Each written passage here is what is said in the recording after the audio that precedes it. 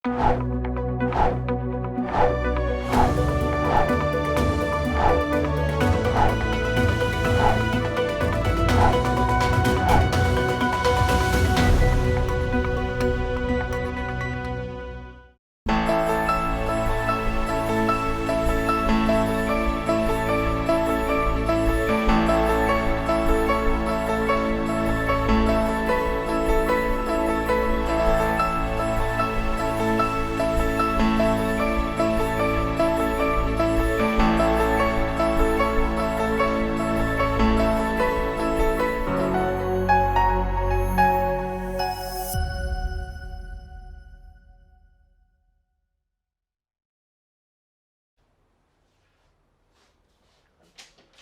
Morning दोस्तों, स्वागत है आपका आपके अपने चैनल माय ई गुरु पर। मैं प्रवीण पांडे स्वागत करता हूं आपके सुबह सुबह करंट अफेयर्स की क्लास में।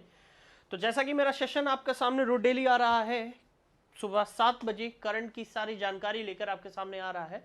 तो जल्दी से जल्दी सभी लोग लाइव आ जाएं और वीडियो को शेयर कर दें ताकि और भी लोगों को करंट अफेयर्स का फायदा हो सके और जो तैयारी कर रहे हैं उन्हें भी ये चीज़ों का लाभ मिल सके। ठीक है, तो जल्दी से जल्दी वीडियो को शेयर मारिए और सभी लोग लाइव आ जाएं और कॉपी पेन आप लोग उठा लीजिए ताकि जो करंट्स के मुद्दे हैं वो आपको समझ में आए और क्या देश दुनिया में घट रहा है इसके बारे में भी आपको जानकारी प्राप्त हो सके। ठीक है, तो जल्दी से जल्दी सभी लोग लाइव उपस्थिति अपनी दर्ज करा दें और क्लास जो है मैं आपके सामने शुरू करने जा रहा हूं। ठीक है, आप जिस चीज की भी तैयारी कर रहे हो, चाहे वो एसएससी की तैयारी कर रहे हो, चाहे वो रेलवे की तैयारी कर रहे हो, चाहे वो बैंकिंग की तैयारी कर रहे हो या आप डिफेंस की तैयारी कर रहे हो, इन सभी जगहों पर करंट का अपना एक अलग महत्व होता है और निश्चित तौर पर आपके एग्जाम में करंट से संबंधित कुछ ना कुछ क्वेश्चन आपके जरूर आते हैं जो आपके लिए मोस्ट इंपॉर्टेंट है और आपके एग्जाम के लिहाज से भी बहुत ही इंपॉर्टेंट है। ठीक है, तो जल्दी से जल्दी सभी लोग वीडियो शेयर भी कर दीजिए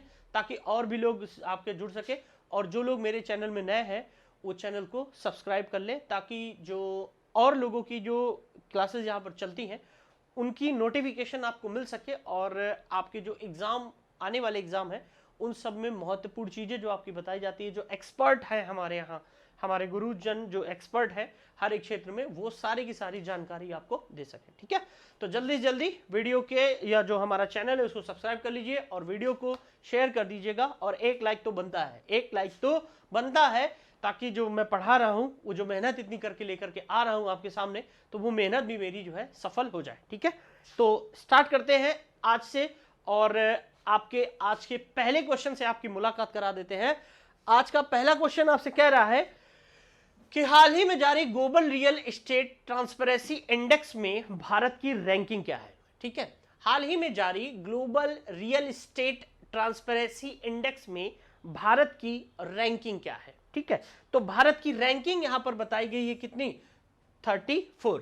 मतलब बताया गया है कि भारत जो है 34वीं रैंकिंग में आपका आता है। ठीक है, एक्चुअली में इस बार जो ग्लोबल इंडेक्स ने अपनी रैंकिंग जाहिर की है उस रैंकिंग में इन्होंने 1 से लेकर के आपके 10 तक, 1 से 10 तक आपका बोला है कि जितने भी देश आपके आते हैं वो बहुत अच्छी, वेरी गुड ट्रांसपेरेंसी लाते हैं। वेरी गुड क्या करते हैं, ट्रांसपेरेंसी आपकी लाते हैं। ठीक है, उसके बाद में आगे इन्होंने कहा कि 10 से लेकर के 33 तक जो आपके जितने भी देश हैं इस रैंकिंग के अंतर्गत आते हैं उनमें ट्रांसपेरेंसी है, उनमें क्या है, ट्रांसपेरेंसी ठीक ठाक है।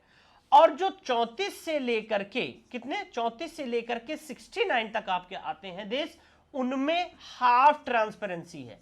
मतलब कि उतनी अच्छी ट्रांसपेरेंसी आपकी नहीं है रियल एस्टेट के क्षेत्र में।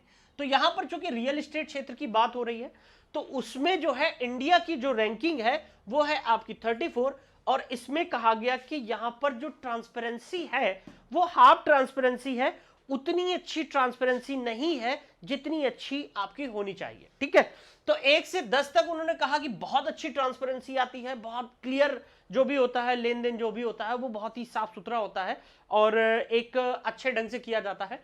ठीक है, उसके बाद में आपके 10 से 33 तक उन्होंने कहा कि जो ट्रांसपेरेंसी है वो हमारी ठीक ठाक होती है, बढ़िया होती है और कहीं कुछ मुद्दों को छोड़ करके बाकी सब जगह पर जो ट्रांसपेरेंसी होती है वो बहुत साफ सुथरी होती है।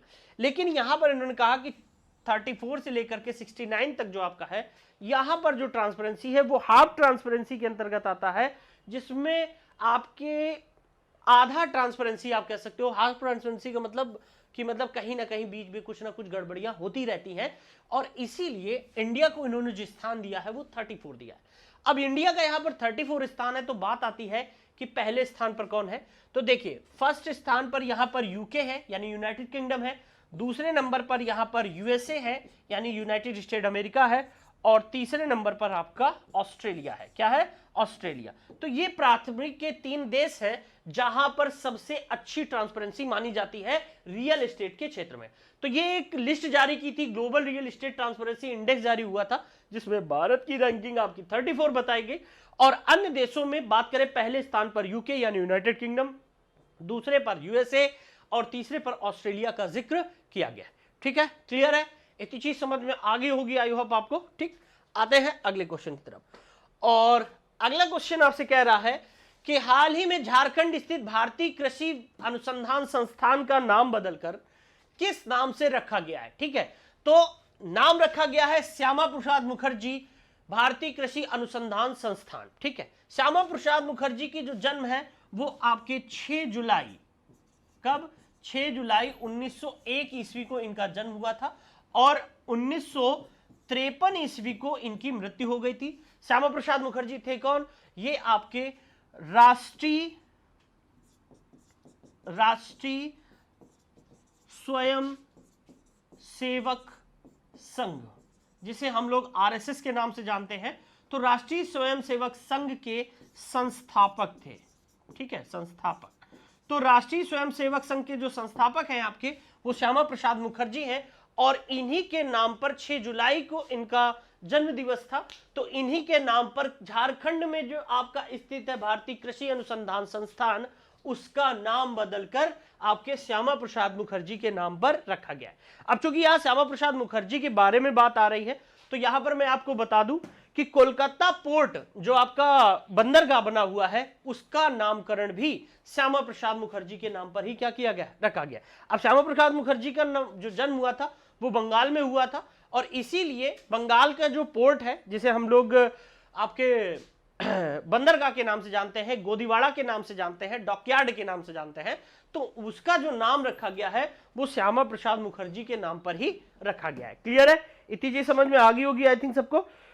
ठीक, तो याद रखिएगा, झारखंड के कृषि अनुसंधान और बंगाल के बंदरगाह का नाम श्यामा प्रसाद मुखर्जी के नाम पर रखा है। श्यामा प्रसाद मुखर्जी 6 जुलाई 1901 ईस्वी को कलकत्ता में पैदा हुए थे, और आपके जो वर्तमान में आरएसएस है यानी राष्ट्रीय स्वयंसेवक संघ, इस संघ के ये संस्थापक थे। ठीक है, और वर्तमान में राष्ट्रीय स्वयंसेवक संघ के अध्यक्ष कह सकते हो, या आपके प्रचारक जो है वो कौन है आपके? तो मोहन भागवत वर्तमान में राष्ट्रीय स्वयंसेवक संघ के प्रचारक या अध्यक्ष के रूप में नियुक्त है। ठीक है, क्लियर है? इतनी चीज समझ में आ गई होगी आई थिंक आपको। चलिए बढ़ते हैं अगले क्वेश्चन की तरफ। और अगले क्वेश्चन में आपसे कह रहा है कि हाल ही में अमेरिका ने किस संगठन से आधिकारिक रूप से अलग होने की घोषणा कर दी है। ठीक है, तो किस संगठन से अलग होने की घोषणा कर दी है? वो घोषणा कर दी है WHO से। किससे? वर्ल्ड हेल्थ ऑर्गेनाइजेशन से अमेरिका ने अपने अलग होने की क्या कर दी है? घोषणा कर दी है। इससे पहले अभी आप लोगों ने कुछ दिन पहले देखा होगा कि अमेरिकी राष्ट्रपति डोनाल्ड ट्रंप ने जो फंड जाता है WHO को, उस फंड को देने से मना कर दिया था, जो फिर बाद में चाइना ने उसको जो है फंड को रिलीज किया हुआ था। चाइना ने सबसे अधिक फंड आपका प्रदान किया हुआ था। ठीक है, तो ये घोषणा जो इन्होंने की थी वो आपकी 6 जुलाई को की थी, कि 6 जुलाई को उन्होंने कहा कि मैं WHO से क्या हो जाऊंगा? अलग हो जाऊंगा। और 1984 में आपका एक करार हुआ था कि यदि कोई WHO के संघ से अलग होता है तो वो आधिकारिक तौर पर अगर अलग होने की घोषणा करता है तो इसके ठीक 1 साल बाद उसका जो अधिकार है वो समाप्त किया जाएगा। ठीक है, कितने साल बाद? 1 साल बाद, यानी कि 6 जुलाई 2021 को अमेरिका WHO से पूरी तरह से अलग हो जाएगा। बात समझिए, यहां पर आधिकारिक रूप से अलग होने की घोषणा कर दी। अब जैसे ही इसने घोषणा की है तो अनुच्छेद 1984 के करार के अनुसार 1 साल बाद WHO से अलग होया जा सकता है। तो अमेरिका अभी आधिकारिक तौर पर अलग हुआ है WHO से, लेकिन पूर्णतः जो अलग होगा वो 6 जुलाई 1921 ईस्वी को आपका अलग हो जाएगा। और ये अलग होने की घोषणा डब्ल्यूएचओ ने क्यों अमेरिका ने क्यों की है? वो इसलिए की है कि अभी आपकी कोविड-19 कोरोना महामारी 19 जो कोविड-19 आपका चल रहा है, कोरोना महामारी जो आपकी चल रही है, इस पर डब्ल्यूएचओ की निष्पक्षता पर अमेरिका ने सवाल खड़े किए थे। उन्होंने कहा कि चीन का सपोर्ट कर रहे हैं और चीन के जो आधिकारिक आंकड़े हैं वो जनता के सामने आप लेकर के नहीं आ रहे।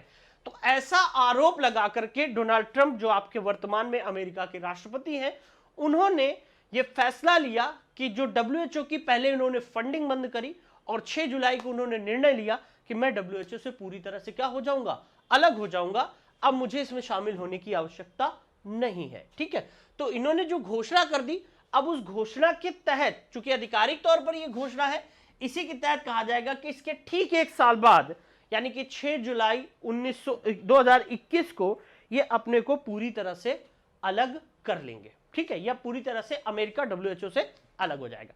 अब डब्ल्यूएचओ से संबंधित एक प्रश्न आपका बहुत ज्यादा पूछा जा सकता है, क्योंकि ये बहुत ही इंपॉर्टेंट प्रश्न है।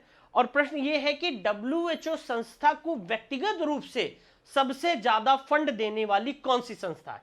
तो देखिए, कोई देश होता है जब डब्ल्यूएचओ को फंड देता है तो उस देश का नाम आता है, लेकिन चूंकि यहां पर व्यक्तिगत बात की गई है तो बिल गेट्स और मेलिंडा गेट्स फाउंडेशन आपका जो बना है, Melinda and Bill Gates foundation जो आपका बना हुआ है अमेरिका का, जो दुनिया के सबसे अमीर व्यक्तियों में शुमार है बिल गेट्स और उनकी पत्नी मेलिंडा गेट्स, तो उनके नाम पर एक फाउंडेशन बना हुआ है जो डब्ल्यूएचओ को सबसे अधिक धनराशि देने वाली व्यक्तिगत संस्था आपकी बनी हुई है। ठीक है, तो ये पॉइंट भी आप याद रखिएगा कि डब्ल्यूएचओ को सबसे अधिक फंड देने वाली कौन सी संस्था है व्यक्तिगत रूप से, वो है bill and Melinda Gates foundation. और अलग होने वाला आपका देश है अमेरिका, और देशों में सबसे अधिक फंड देने वाला जो देश है वो देश है आपका चीन। इस साल चीन ने डब्ल्यूएचओ को काफी हद तक $30 बिलियन का फंड दिया हुआ है। ठीक है, और इसी फंड से ये डब्ल्यूएचओ आपका चलता है। और एक बहुत ही चौंकाने वाली बात आई है, हाल ही में रिसर्च के अनुसार डब्ल्यूएचओ ने घोषित किया है कि जो कोरोना वायरस है वो हवा से हवा में फैलने का कार्य भी बहुत तेजी के साथ कर रहा है। मतलब अब जो कोरोना वायरस है वो हवा से में भी फैल रहा है और हवा से जो है लोगों को जो है ये बीमारी फैल रही है। ठीक है, तो ये घोषणा की है जो कि बहुत ही डरावने वाली घोषणा है, और अगर हवा से हवा में फैलने लगेगी तो व्यक्ति जो होगा वो लगभग जो है कोरोना वायरस की चपेट में आने की संभावना है। ठीक है, इसीलिए फिर से आपको अपने चैनल के माध्यम से मैं आग्रह कर रहा हूं कि आप लोग अपने आप को सुरक्षित रखिए, सोशल डिस्टेंसिंग का पालन करिए, मास्क लगाकर रखिए, अगर जरूरी हो तभी आप लोग घर से बाहर निकलिए, नहीं तो घर में ही सुरक्षित रहिए। ठीक है, और जो सरकार की द्वारा दी गई गाइडलाइंस है उनका आप लोग पालन करते रहिएगा। क्लियर है? तो ये चीज समझ में आ गई होगी, मोटी मोटी जो चीजें थी मैंने आपको बता दी हैं।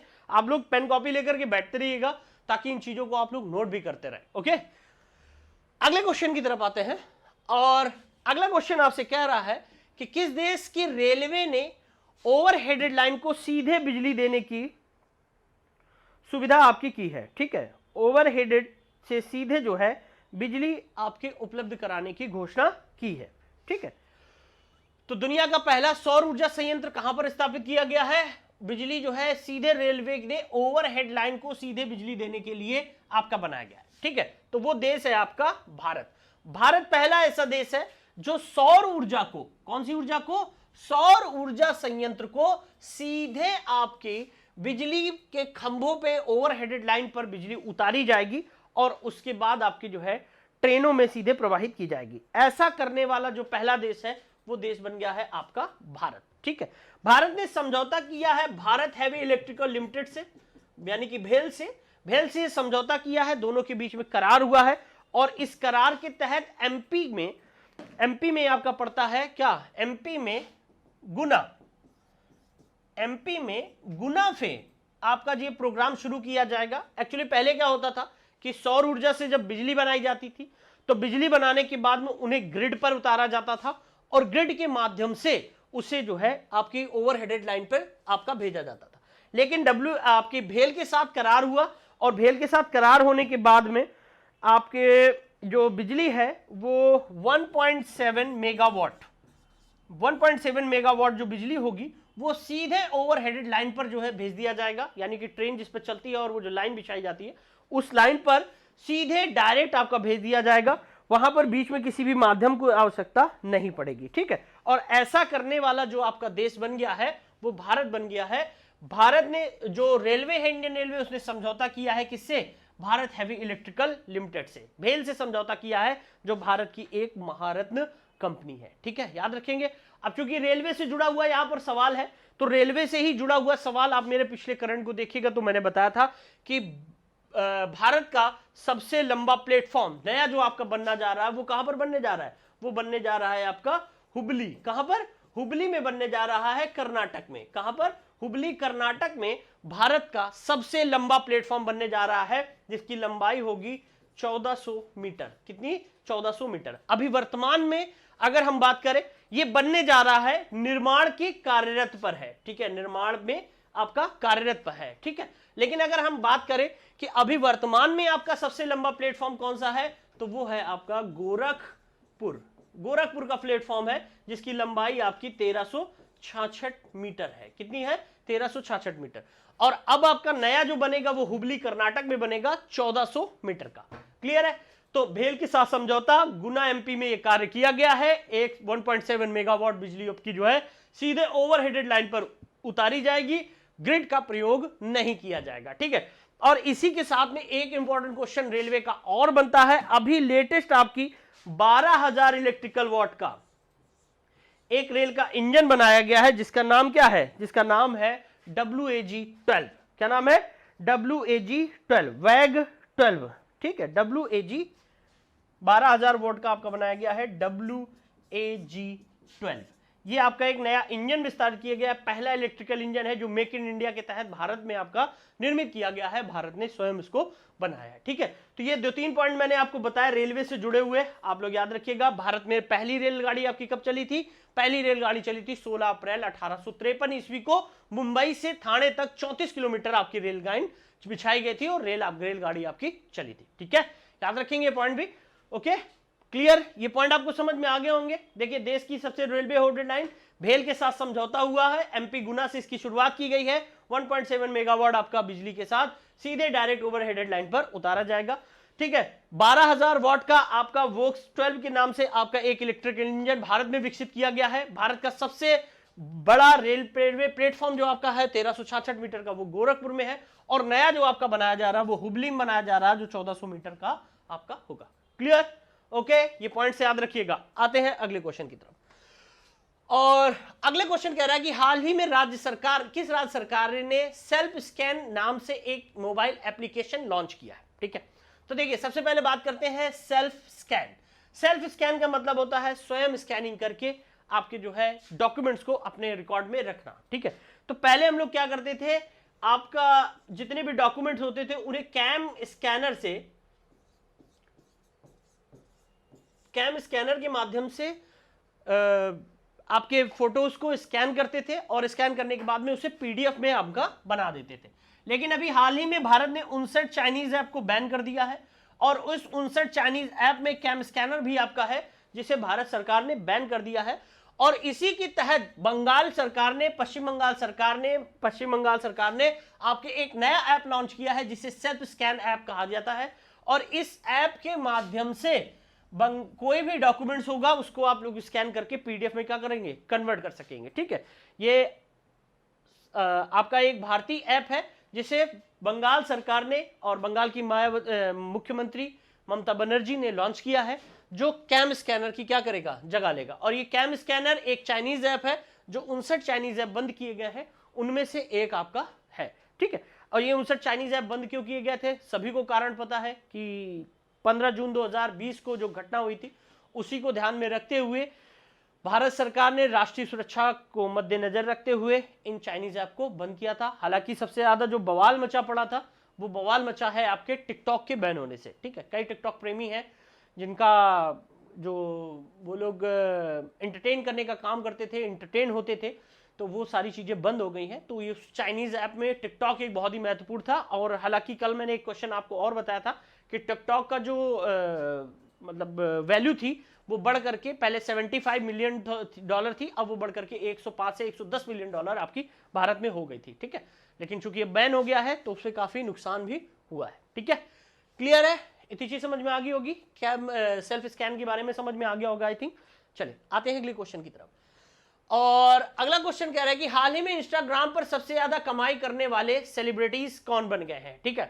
तो डेविन रॉक जॉनसन, ठीक है, डेविन रॉक जॉनसन, जिन्हें द रॉक के नाम से जाना जाता है, WWE की फाइट में आप देखिएगा द रॉक तो आपको मिल जाएंगे। तो डेविन रॉक जॉनसन जो आपके हैं वो आपके इंस्टाग्राम पर सबसे अधिक कमाई करने वाले आपके सेलिब्रिटी बन गए हैं, ठीक है। अगर सेलिब्रिटी की बात करें यहां पर, तो अभी मैंने इससे पहले आपको बताया था काइली के बारे में। तो काइली आपकी वो सेलिब्रिटीज हैं जो दुनिया में सबसे अधिक आपकी कमाई करने वाली आपकी सेलिब्रिटी है। काइली कॉस्मेटिक के नाम से इनका बहुत बड़ा वो है, और अमेरिका की रहने वाली आपकी है काइली। तो काइली जो है दुनिया में सबसे अधिक कमाई करने वाली आपकी एक फाउंडेशन संस्थापक है आपकी काइली कॉस्मेटिक की। तो वो दुनिया में सबसे अधिक कमाई करने की आपकी बन गई है। उसके बाद अगर हम बात करें खेलों में सबसे अधिक, तो रोजर फेडरर स्विट्जरलैंड के हैं जो सबसे अधिक कमाई करने वाले आपके खिलाड़ी हैं, ठीक है। खिलाड़ियों में बात करें तो रोजर फेडरर का नाम आता है। इंस्टाग्राम पे बात करें तो ड्वेन रॉक का नाम आता है। और ऐसे सेलिब्रिटीज में अगर हम बात करें नॉर्मल सेलिब्रिटीज में, तो काइली का नाम सबसे प्रमुखता के साथ दिया जाता है। और इसी श्रेणी में भारत के अक्षय कुमार का नाम आता है, ठीक है। अक्षय कुमार जो सेलिब्रिटी हैं आपके, वो आपके 52 नंबर पर आते हैं, यानी कि 52वें नंबर पर है जो सब भारत में आपके पहले हैं। और विश्व में अगर हम बात करें तो 52 नंबर पर आते हैं जो सबसे अधिक कमाई करने वाले व्यक्ति हैं। क्लियर। तो अलग अलग जगहों पर अलग अलग कैटेगरी है जहां आपको याद रखने हैं। खिलाड़ियों में बात करेंगे तो रोजर फेडरर का नाम आएगा। इंस्टाग्राम पे बात करेंगे तो रॉक जॉनसन का नाम आ जाएगा। और ऐसे ही सेलिब्रिटियों में या नॉर्मल सेलिब्रिटीज में बात करेंगे तो काइली कॉस्मेटिक की काइली जो मालकिन है, काइली जो सबसे अधिक कमाई करने वाली सेलिब्रिटीज है। क्लियर है, ओके। चलिए अगले क्वेश्चन की तरफ आते हैं। अगला क्वेश्चन आपसे कह रहा है कि किस बैंक ने आपके भविष्य बचत खाता शुरू करने की घोषणा की है, ठीक है। तो किस बैंक ने शुरुआत की है इसकी शुरुआत की है आपकी फिनो पेमेंट बैंक ने। किसने शुरू किया है? Fino payment bank. और फिनो पेमेंट बैंक ने बचत खाता शुरू किया है, भविष्य बचत खाता, यानी कि भविष्य में आप भविष्य निधि के रूप में इसे जमा कर सकते हैं आपके। और इसको जो है, इस बैंक के बारे में अगर मैं बता दूं तो इसकी जो स्थापना हुई थी वो 2017 में हुई थी। इसका हेडक्वार्टर आपके नवी मुंबई में है। कहां पर है? नवी मुंबई में इसका हेडक्वार्टर है। देखिए जितने भी आपके बैंक्स के हेडक्वार्टर हैं, लगभग मतलब 80 to 85% जो आपके बैंक्स हैं, उन सभी के जो हेडक्वार्टर हैं वो आपके मुंबई में स्थित है, ठीक है। और अगर इसके हम एमडी की बात करें तो उनके एमडी का नाम है ऋषि कुमार। क्या नाम है? सॉरी, ऋषि गुप्ता, ठीक है। ऋषि गुप्ता इसके एमडी हैं, ठीक है। तो ये आपके फिनो पेमेंट बैंक है। 2017 में स्थापना, नवी मुंबई में इसका मुख्यालय, और एमडी ऋषि कुमार गुप्ता है। और इस बैंक ने भविष्य बचत खाता सेवा शुरू करने की घोषणा की है। क्लियर है, ओके। अगले क्वेश्चन की तरफ आते हैं। और अगला क्वेश्चन आपसे कह रहे हैं कि कोरोना के दौरान पहला अंतरराष्ट्रीय टेस्ट मैच किन देशों के बीच शुरू हुआ है? तो देखिए अभी आपका अंतरराष्ट्रीय मैच किसके किसके बीच शुरू किया गया है? ये शुरू किया गया है इंग्लैंड और वेस्ट इंडीज के बीच में। तो कोरोना काल में सारी चीजें बंद होने के बाद आपका क्रिकेट के क्षेत्र में आईसीसी ने इंग्लैंड और वेस्ट इंडीज के बीच में पहला अंतरराष्ट्रीय टेस्ट मैच आपका शुरू कर दिया है, इंग्लैंड और वेस्ट इंडीज के बीच में। ये टेस्ट मैच में 28 जुलाई तक आपके खेले जाएंगे, और इसमें आपके 3 टेस्ट मैच होंगे। कितने टेस्ट मैच होंगे?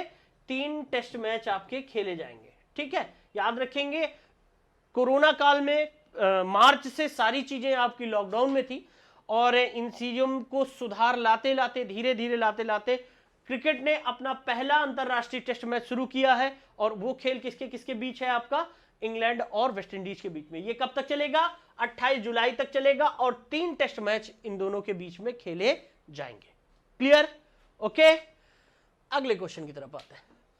और अगला क्वेश्चन आपसे कह रहा है कि पहला गोल्ड प्लेटेड पहला गोल्ड प्लेटेड 5 स्टार होटल का उद्घाटन कहां किया गया है?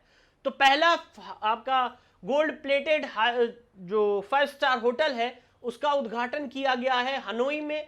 हनोई आपकी वियतनाम की राजधानी है। किसकी? वियतनाम। ठीक है, तो हनोई वियतनाम की राजधानी है और यहां पर पहला गोल्ड प्लेटेड 5 स्टार होटल आपका खोला गया है। ये 25 मंजिला है, 25 मंजिला है जिस पर 400 कमरे हैं और चूंकि ये गोल्ड प्लेटेड है तो इसी से आप समझ सकते हो कि उसकी कीमत कितनी होगी। ठीक है, तो ये वियतनाम के आपके राजधानी है हनोई, जहां पर ये आपका इसका उद्घाटन किया गया। क्लियर है? इतनी चीज समझ में आ गई होगी। वियतनाम की राजधानी है हनोई। अगले क्वेश्चन की तरफ आते हैं और अगला क्वेश्चन कह रहा है केंद्रीय खेल मंत्रालय के अनुसार भारतीय खिलाड़ियों को प्रशिक्षण देने वाले विदेशी और देसी प्रशिक्षकों को, यानी जो ट्रेनर है, कि प्रशिक्षण अवधि अब कितने साल की होगी? तो क्या होता था कि बीच बीच में ऐसा होता था कि कोई निश्चित खेल जो प्रशिक्षक होते थे या ट्रेनर होते थे या कोच होते थे, उनको बीच बीच में क्या होता था कि हटा देते थे। ठीक है, जब कभी भी बना तो हटा दिया और एक मतलब कोई निश्चित टाइम पीरियड नहीं था। तो खेल मंत्रालय ने ये निर्णय लिया, केंद्रीय खेल मंत्रालय ने, और उन्होंने इनका टाइम पीरियड फिक्स कर दिया कि मिनिमम 4 साल तो इन्हें जॉब करनी ही पड़ेगी। मतलब एक जॉब के तौर पर इन्हें 4 साल के रूप में नियुक्ति जो है प्रदान कर दी गई। ठीक है, ताकि जो ट्रेनर है या जो खिलाड़ी है उनको कोच बदलने से कोई मुसीबत का सामना ना करना पड़े। कई चीजें ऐसी होती हैं जो प्रॉब्लम में आ जाती हैं, किसी कोच का कोई टेक्निक होती है, किसी कोच की कोई टेक्निक होती है, तो उस पर कोई दिक्कत ना आए, इसलिए खेल मंत्रालय ने यह फैसला लिया है। अब खेल मंत्रालय की बात हुई है तो यहां पर आपके खेल मंत्री के बारे में पूछा जाए तो किरण रिजिजू आपके खेल मंत्री, राज्य खेल मंत्री हैं। ठीक है, अगले क्वेश्चन की तरफ आते हैं। कह रहा है कि किस संस्था ने भारतीय प्रौद्योगिकी संस्थान के साथ हैदराबाद किस संस्था ने भारतीय प्रौद्योगिकी संस्थान हैदराबाद के साथ एक अनुसंधान प्रकोष्ठ स्थापित करने की घोषणा की है? तो वो इन्होंने किया है आपके defence and research development organisation, जिसे हम लोग कहते हैं DRDO। ठीक है, DRDO ने आपके IIT